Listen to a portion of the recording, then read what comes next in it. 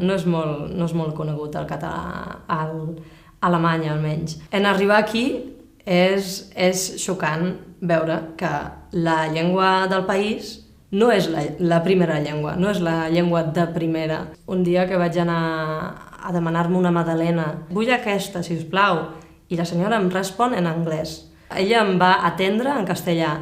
Jo, al demanar segons el meu gust en català, em respon en anglès, com si li hagués estat parlant en una llengua estrangera. Jo vaig flipar. Està mig malalt el català, no? Diguem. La salut del català no és sencera, no és al 100%. No hi ha igualtat entre el català i el castellà, però amb l'arribada de la democràcia i la immersió lingüística, tothom es tranquil·litza una mica, la gent pensa que ja estan fetes les coses, ja un es pot relaxar i el deixen d'usar. Bé, són boig una manera de dir, oi?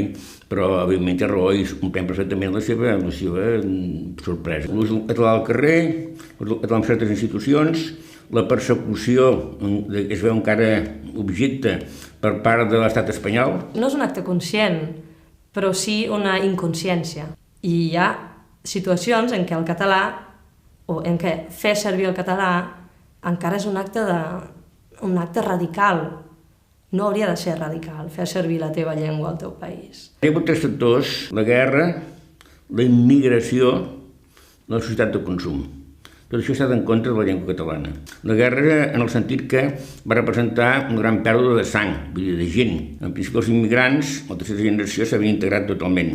Això ha canviat. Jo crec que la societat de consum, la gent il·lusionada i obsessionada pels béns materials, pel cotxe, per la televisió, per la residència, la segona residència, ha estat factors negatius. En altres llocs la llengua no demana militància, i la demana. I això, amb la societat de consum, ha disminuït en un grau molt notable. Jo no crec que els polítics ens hagin d'ajudar a fer servir la nostra llengua. És veritat que hi ha moments i situacions favorables i d'altres que no tant. Però ara, que el moment no és exactament desfavorable, és l'hora de la gent. S'han fet coses evidents. Jo diria que unes vegades, en lloc de fer coses, es feien. No cal parlar-ne tant del que es fa, cal és fer-les. No hem actuat prou decididament. No és l'Estat el que fa sobreviure una llengua, és la comunitat lingüística, perquè qui parla una llengua la salvarà. Un estat propi ha d'influir d'una manera molt positiva en l'estatus de la llengua, evidentment. No abaixar la guàrdia,